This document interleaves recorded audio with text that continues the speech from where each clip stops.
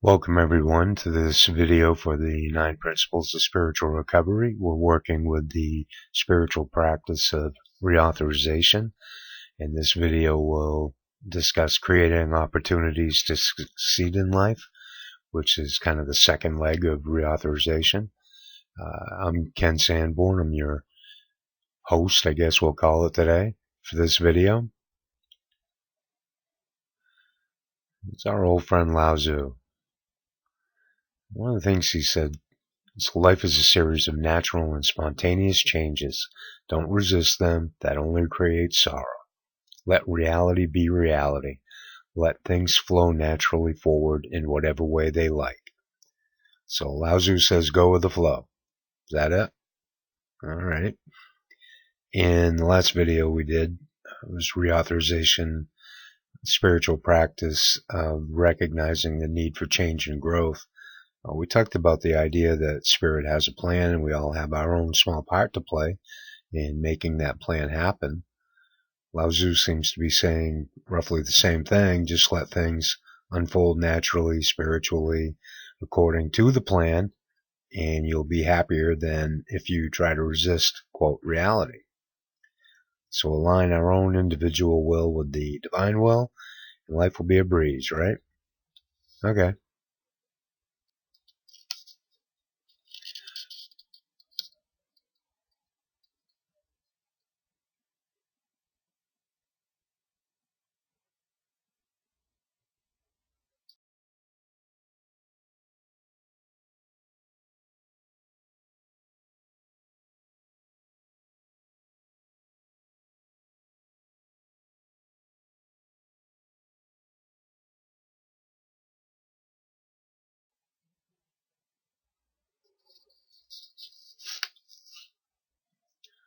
So what would Lao Tzu say if everything was kind of going down the you-know-what?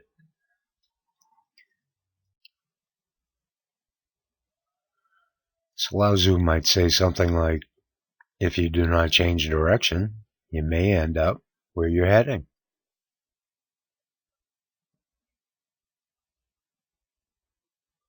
Huh? Well, Lao Tzu doesn't seem like he was much of a planner, more of a wing-it kind of sage.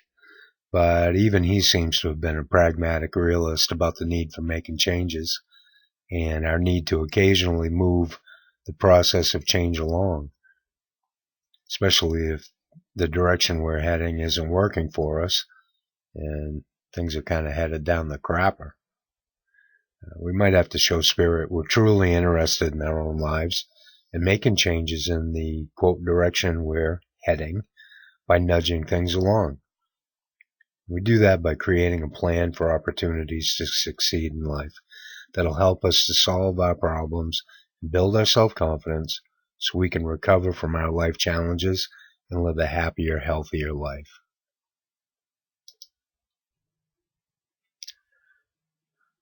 So reauthorization is an essential spiritual practice to build so that we can look at our lives and see any need for making some changes in the direction we're heading.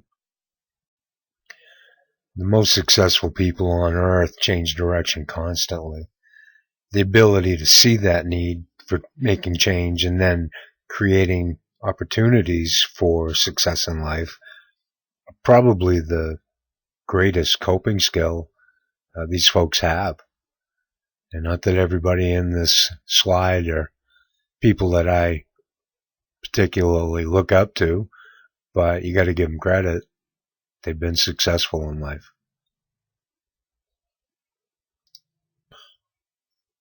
So just to review reauthorization just a touch, this is the process of empowering oneself again and taking ownership for one's words and deeds. And the statement, I am responsible and accountable for my feelings, thoughts, beliefs, and actions, and their effects on myself and others, pretty well sums it up.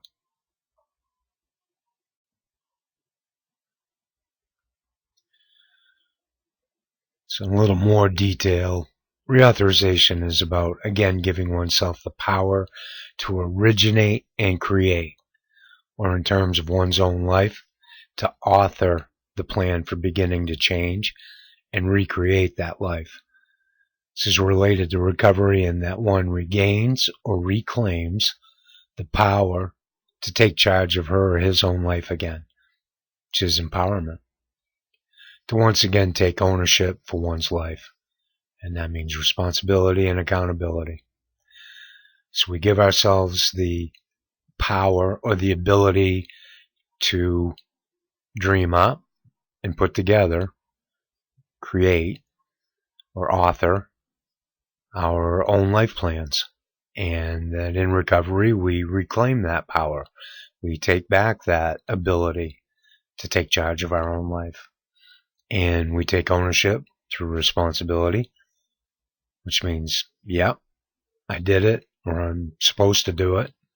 And accountability, yep, I did it, and I'll pay the cost for doing it, face the consequences for doing it. Or, conversely, I'll take the benefit and the reward.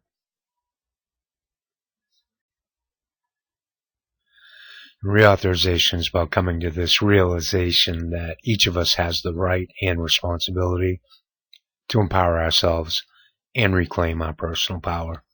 And by taking ownership of our words and deeds, we put ourselves on the path to self-actualization or reaching our full potential. This phrase, right and responsibility, I used to teach government, seems like a lifetime ago.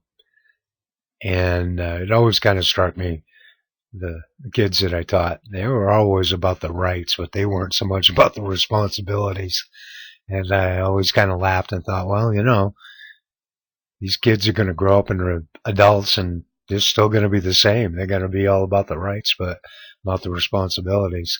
So it's good to keep those things in balance. Yeah, we have the right to do things, but we also have responsibilities in this life, especially to ourselves and the quality of our life and the choices we make and the consequences of those choices. And reauthorization is a spiritual practice. We talked before about this having three different parts. Working with spirit to recognize the need for change and growth in our lives. The second part, to author plans for creating opportunities to succeed in living our own lives. And third, to take ownership for our words and deeds. And the last video basically looked at recognizing the need for change and growth. This video is more about authoring plans for creating opportunities to succeed in living our own lives.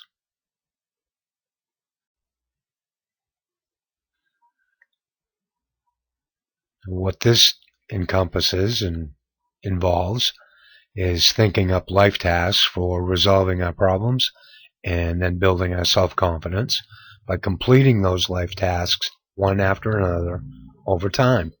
It's a process. It's not a one-off.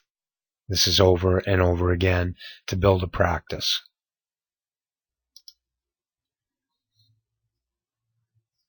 So on the topic of self-confidence, what would Lao Tzu say? Well, he did say, confidence is the greatest friend. And when he talked about a friend, he was talking about somebody who we admire, we trust, we have esteem for, and someone who we can count on. So the use of the word that's translated to friend is important to me. Lao Tzu seems to be saying that a belief in our ability to do what we set our minds to, or confidence, is something of high value and something we can like, know, and trust about ourselves and to rely on.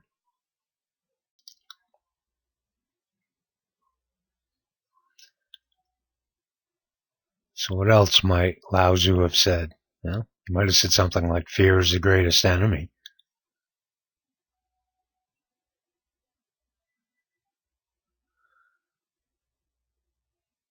And accordingly, confidence kills fear. So our ability to do what we want to do in our lives, to make changes, builds confidence. builds self-confidence. And as we keep succeeding, that confidence kills any fears we have of making those changes. So confidence is a great protective attitude to have when it comes to recovery from any kind of life challenge, and especially addiction. And again, the self-confidence comes from creating these opportunities to achieve some measure of success, and then building on repeated successes to develop larger goals, the result of empowerment, and it's needed for successful change and growth and recovery. Self-confidence is essential.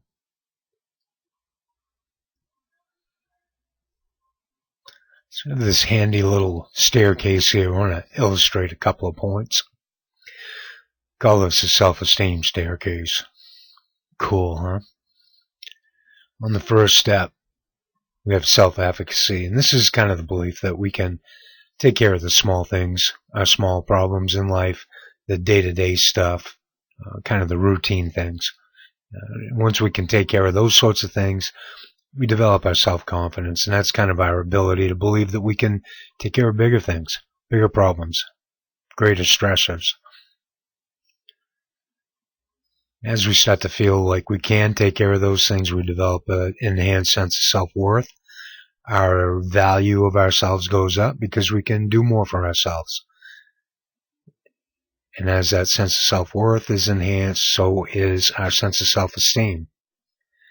Basically, our opinion of ourselves is improved. We start to feel better about ourselves as a person. We hold ourselves in higher regard. We respect ourselves more.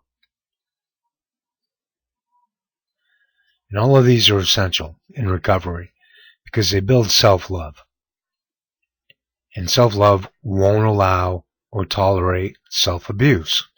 So if we're doing things that in the end are more problematic for us and cause us more trouble than they ever resolve, that's self-abusive. And once we develop self-love, self-abuse is very tough to justify.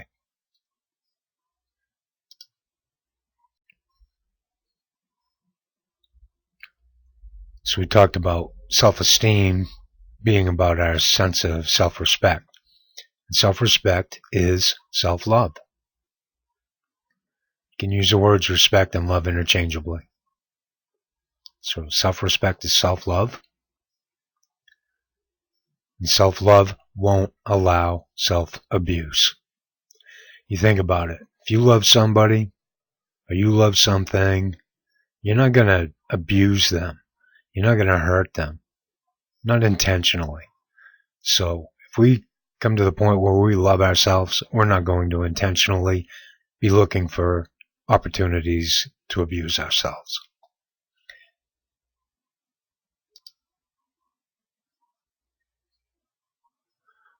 So as an exercise here, you might want to record these ideas and thoughts about the following in your spiritual recovery journal. Anything you want to do, it's up to you. So here we go with creating opportunities to succeed in life. I'm going to start with the stressors analysis using the 6 dimensions of wellness framework. And this is for self-assessment and intentional planning. And again, the 6 dimensions of wellness are these aspects of overall health that can be used to identify and categorize by wellness area one's stressors as part of developing and implementing a plan for change and growth in recovery through the development of spiritual practices such as reauthorization.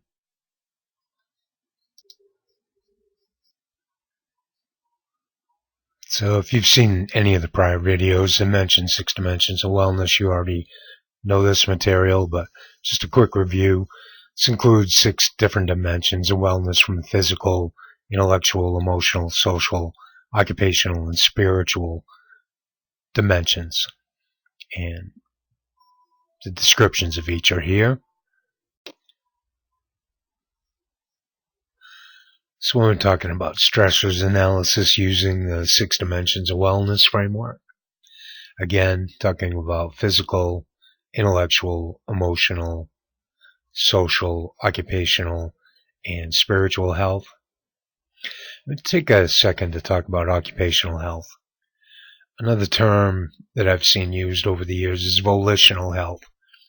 And volition is about our choices, the things that we choose to do in terms of, say, employment, some kind of a job or career, service work, volunteer work, our educations, how we pursue an education, where we choose to live in order to work in a particular place, where we send our children to school, where we go shopping. All of those things are choices that we make about how we live, kind of day-to-day stuff. And just wanted to point that out. And going back to emotional health, some of the things we've been talking about when we've been discussing the spiritual practice of reauthorization, we've been talking about things like, autonomy and personal power. And we've been talking about self-confidence, self-esteem, and self-worth. So if you find that when you work on reauthorization, they seem to be resolving some emotional health issues, that is absolutely normal and what we're looking for. So if you see this happen, you're doing just exactly what we would hope this would do for you and for us. So when we're creating these opportunities to succeed in life, and we use the 6 dimensions of wellness framework to identify the stressors we're looking to resolve, these would be the opportunities to succeed. When we resolve these particular stressors, we are succeeding and we're building our confidence. So let's start with physical health stressors. Let's use some examples. Blood sugars are higher than desirable. Swelling in legs. Stiffness in knees and ankles. I can relate to all of these things, by the way. Intellectual health. Inability to focus on tasks at hand. Been there, done that.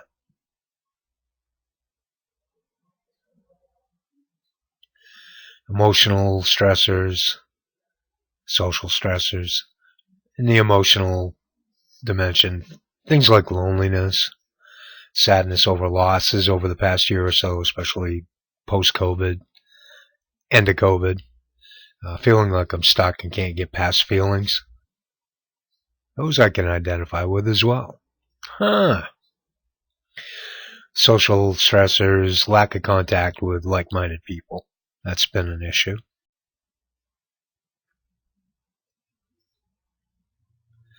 Occupational or volitional health, spiritual health. So under occupational or volitional, the choices that we make, inability to work in a normal job, I've had that one to deal with. Limited options for a place to live, had that one. And financial issues, had that one. Spiritual stressors, kind of a lack of contact with like-minded people. That can be an issue over time. You kind of start to think you're the only one who thinks the way you do. It can get real isolating real fast. And feeling disconnected from my purpose or my mission. And inconsistency regarding listening to my own intuition. A lot of times we know what the answer is. We just choose not to listen. And I've done that.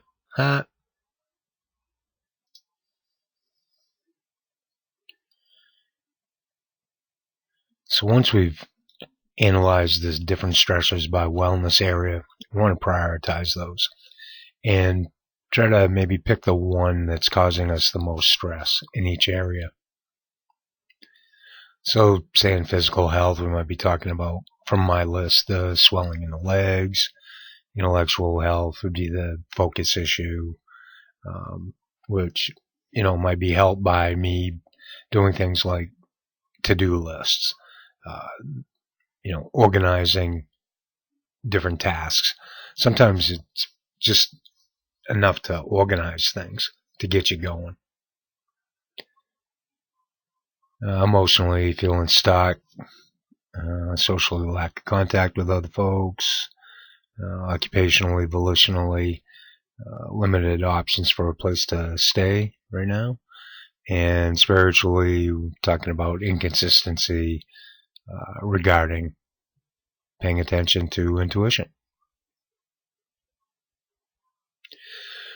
So when it comes to creating our opportunities to succeed in life, we can go back to the problem resolution process that we used in the first spiritual practice of recognizing the need for change and growth. And we can use this in conjunction with the 6 dimensions of wellness, which we just used for the stressor analysis exercise. So the problem resolution process for the 6 dimensions of wellness framework, to use these together, might look something like this.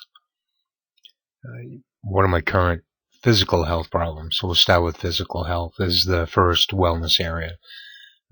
Currently, what's going on that's causing me stress? And we would come up with however many we have. Same list that I had before. And what is my main physical health problem or stressor that's causing me to feel the most stress? And for me, it would be the swelling issue.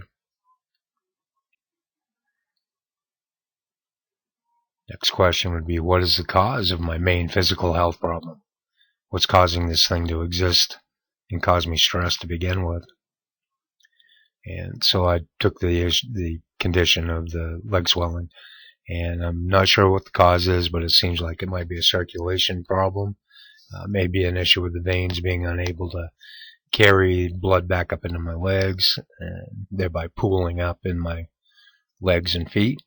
I did have an echocardiogram a while back to see if there was heart disease at the root of it, but the heart seems to be working fine. So that's good news. So even in trying to figure out what's causing a problem I'm having, I did get some good news and some information that another part of my health is actually pretty good.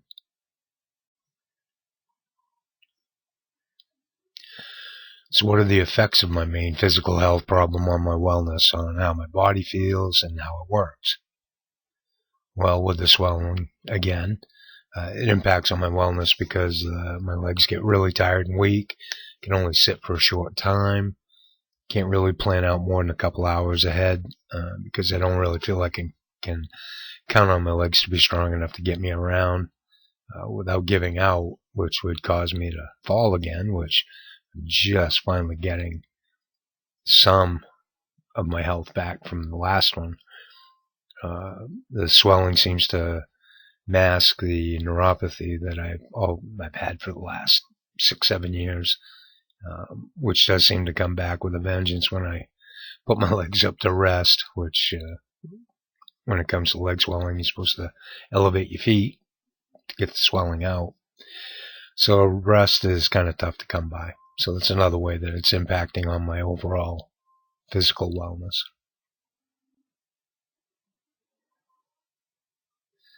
If I make changes to resolve the main physical health problem, how will my life improve? How will I feel better?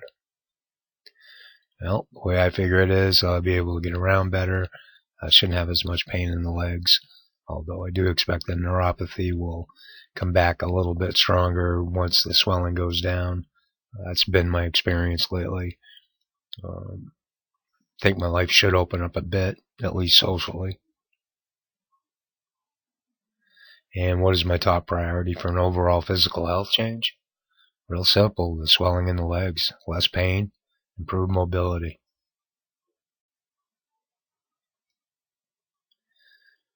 And what's my main physical health problem solving goal? To reduce or eliminate the swelling in my legs. Very simple. These don't have to be complicated. Some of them are pretty obvious. This is probably the most important part of this whole process, is the measurable steps, or what we call objectives. And these are the tasks to complete in a certain time frame. So what measurable steps can I take to help me resolve parts or all of my main physical health problem and also build my self-confidence in the process? Well, first I can take a diuretic as prescribed on a daily basis, which I do. The second would be to get a referral for a vein surgeon by the end of August 2022. And related to that is to contact my primary care physician by August 22nd, which is about a week from now as we record this, if I don't hear from the vein surgeon's office about a referral. So if you look at those things, they're all things that we can do, and there's a time period defined, so that when we get to the end of the time period, like even the first one, take a diuretic, is prescribed on a daily basis. Just look at that at the end of the day. Did I take it? Great. If I didn't, why not? So those are all things that you have measurable steps. These are things you do in a particular time period.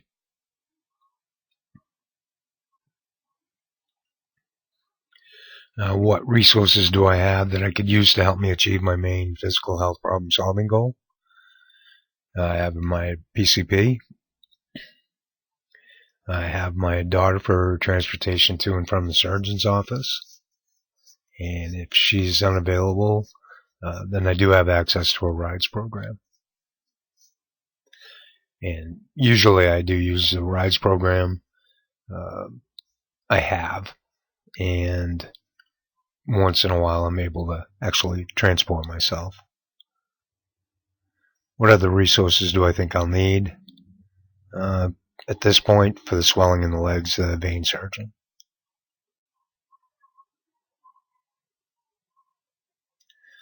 And how will I know I've resolved my main physical health problem? How will I know things are better in terms of my physical health? The swelling will be reduced or eliminated altogether. I'll be able to move around easier with little or no pain from the swelling, and I won't be dealing with the physical pain all the time. And what would be the next physical health problem I would want to resolve once I've tackled the swelling in the legs as much as I can? That would be the blood sugars being higher than desirable. Although the last couple of days they've actually been kind of bottoming it out, so I have to watch that, pay attention. So right now that's not a particular problem. It's actually the reverse.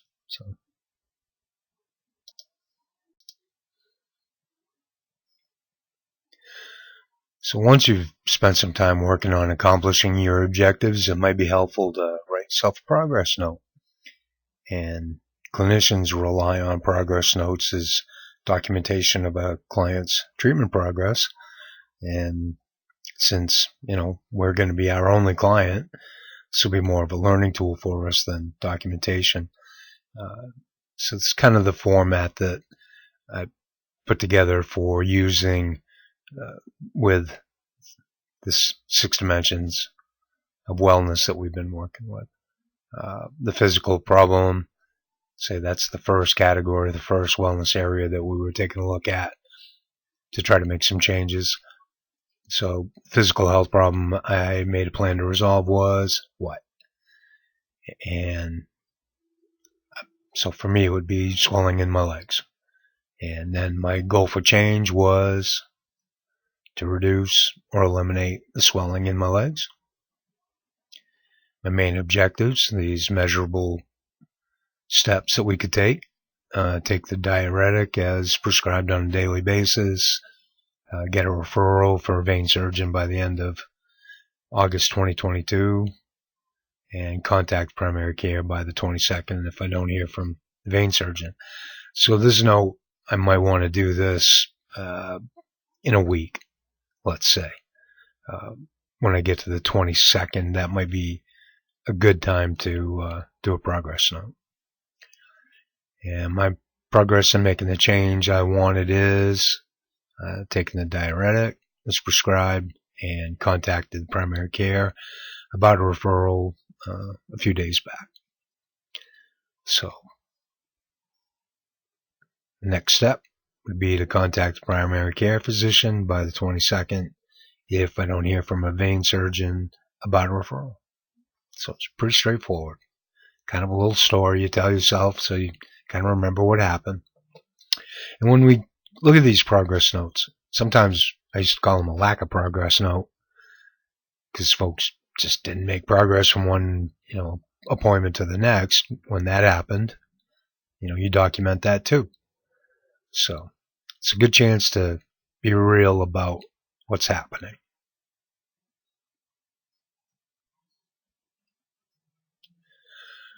So when we get to the other dimensions of wellness, the intellectual, emotional, social, occupational, or volitional, and spiritual, just repeat that process. Slides 35 through 41 and 43. And works the same way. Now, once we've done that, we can actually run this whole thing through the stressors to behavior cycle. And if you've been watching any of these videos, you know what that is, and you can always go back to those videos to get kind of more information and more of a idea of how to use this. But for now, we'll give kind of the brief version. The stressors to behavior cycle has 9 different phases, starting with the stressors, working our way around to behaviors. And these different phases have to do with different parts of our overall process between experiencing a stressor and then acting in a way to try to resolve it. And if you've watched these videos, you're familiar with all of these things. So just quickly to run through this process, I'm not going to go crazy with it, but so first you'd be looking at stressors, and there's a little form here you can use to work through this process. The first part of this would be taking a look at your stressors. These would be perceived outside threats, problems, pressures, or demands on a person that elicit or influence a person's feelings. So from our example, swelling in the legs, the edema.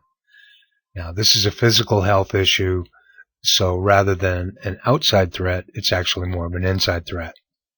But we can use this for the same thing, for the same process. But when it comes to, say, a physical health problem, we're talking about an inside threat. When you're talking about a mental health problem, it could be an inside threat. Emotional issues, unless they're being caused by outside influences, that could be considered inside as well. But we can still use this form for that in the format.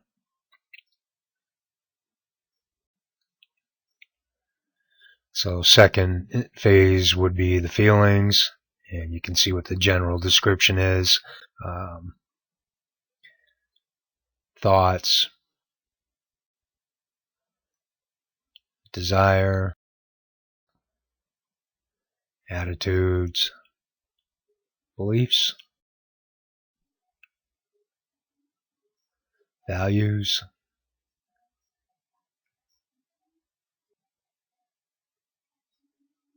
will, and behaviors. So when it comes to reauthorization as a spiritual practice, we're talking about creating opportunities to succeed in life. We use the 6 dimensions of wellness for stressors analysis. We use the 9 principles of spiritual recovery, the problem resolution process, part of that. And we also use the stressors to behavior cycle to help us plan to resolve a particular stressor through each one of these phases.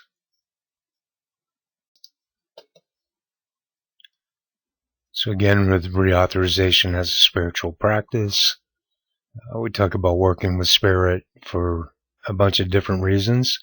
And this video was about authoring plans for creating opportunities to succeed in living our own lives.